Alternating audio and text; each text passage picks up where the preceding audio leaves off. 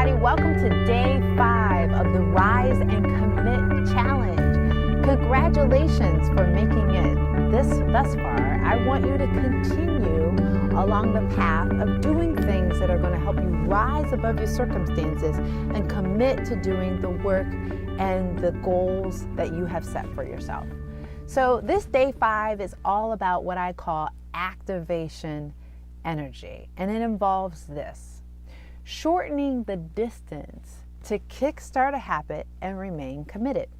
So here's our quote for the day: the less energy it takes to kickstart a positive habit, the more likely that habit will stick into what's called your brain's neurochemistry, and the more likely you will be remaining committed to it.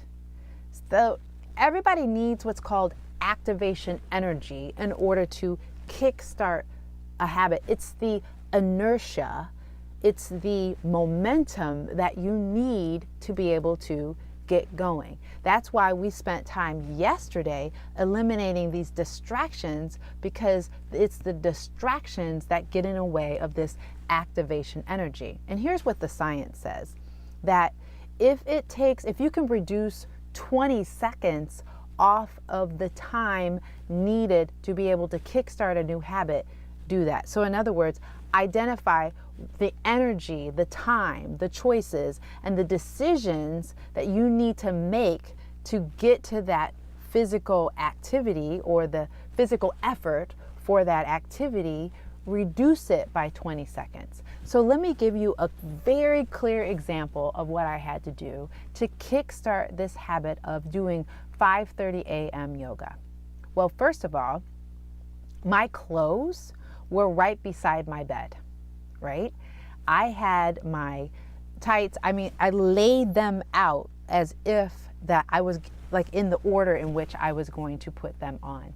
I set my alarm in such a way that it didn't give me enough time to really think about doing my hair and getting my coffee and doing all this other stuff. I have a very limited amount of time to get ready in the morning time, which doesn't give enough time for that mental conversation to come into play.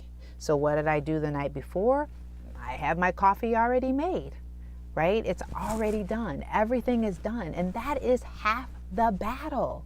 For those of you who are trying to eat well, you have to prepare your foods. You have to schedule time to go shopping. You have to take the time to do that. That's getting your environment together, setting the tone, making it easy to decide to do them. That is really what it is. And a lot of times it's setting rules of engagement. In other words, I have to be at bed at this time. It's making certain that you're putting those rules in place so that you will follow them. Freestyling is not for you if you're trying to kickstart a new habit and rising above the situation. You've got to get regimented about it. That's how yoga got going for me. And then it became easy because when I got to the place, right, there were people that were happy and joyful and loving and kind, and it made me want to go back. So here's some possible activities. I already mentioned one. Put your clothes beside your bed.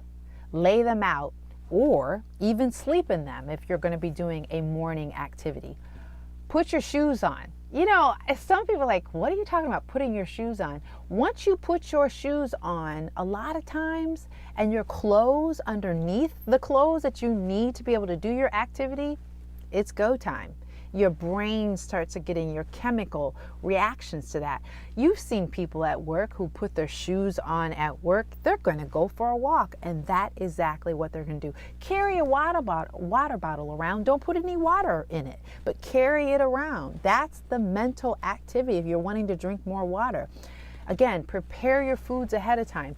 Purchase containers to carry your food in so it's easy to carry around. Set your alarm during the day if you're trying to find more time to pray. Set your alarm, schedule it. Find a community of people that look like the path you're trying to travel. Those are plenty different activities. Just choose one. Post it on Instagram. Hashtag rise and commit.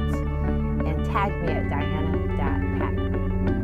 Okay, get that activation energy going.